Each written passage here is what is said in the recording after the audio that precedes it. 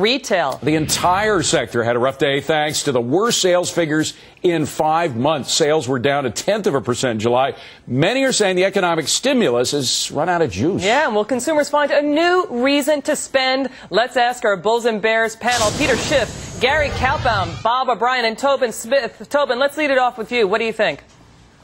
Well, there's no question, guys, obviously, that we haven't been able to measure how much the stimulus was. We don't know what percentage they spent, but we sure know that Walmart cashed a lot of checks. We know that Fred's and Costco, et cetera. So this is the natural sort of end of this stimulation cycle. The bigger issue on consumer spending, though, of course, is always employment rate. And I think as you watch the unemployment rate jump, the largest it's done in 7 years, at the same time spending went down, it does not take a PhD scientist to figure out that less employment makes less spending. Yeah, but Peter, you came out with a perfect analogy once. You said the stimulus checks are like getting a transfusion, a blood transfusion from one arm into the other. It comes from us, and it's going to us, and then you have some drippage in the middle, so it doesn't do anything. And then, unfortunately, we're borrowing more money and spending, and that's the problem. We have to stop all that. But, you know, you're talking about the retailers. They're the next financials. All these stocks are going to get decimated because the reason the financials are in trouble is because they loan money to Americans so they can buy stuff, and now the Americans can't pay it back. And so once they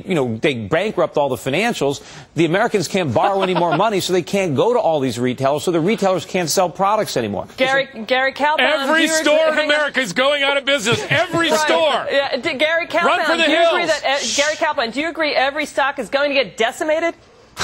No, there's going to be some winners and losers. Look, you've seen Walmart hold up, but look, there has no doubt been absolute destruction in so many retailers out there, and it will continue. If there's anything we do know about recessions, is that the bad retailers go by the wayside. I've been saying Circuit City probably will go bye-bye. It's just a real mess. And let me just be clear about something.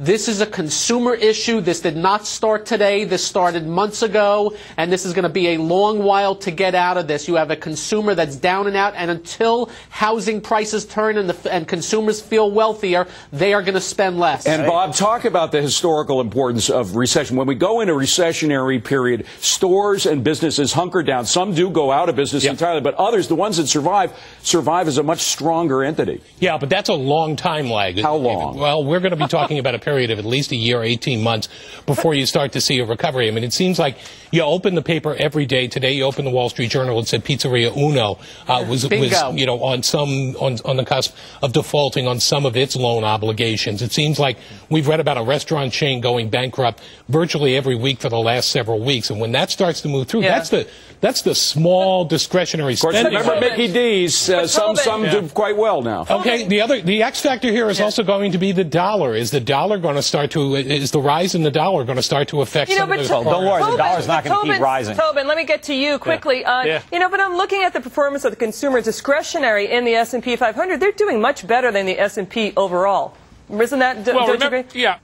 But remember, that's just a reversal of the shorting of it. You know, we are in a bear market. Let's not kid ourselves. We've had a bear market rally here, and perhaps the retail numbers will sort of tell us what the top is. We'll probably come back to test, you know, this bottom again. This is what we do in bear markets. But there are opportunities here. You know, Fred's is a company, Fred's a retailer that we've been owning and recommending for a long time, $8 to $12.50 in 2 months. Why? It's a discounter par excellence. Hey, I got to ask Peter, how much gold did you buy yesterday?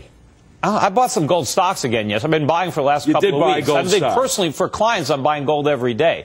But, yeah, gold's dropped. I mean, it's not as volatile as stocks, but it's dropped. It was over $1,000 an ounce. Is it going to go below 800? It already went below 800 yesterday. Will it do it again? It might. I don't know. But, you know, it's going to go a lot higher than 1,000. It's going to go a lot higher than 2,000. Instead of making fun of me, Toby, for buying gold, you should buy some on these dips.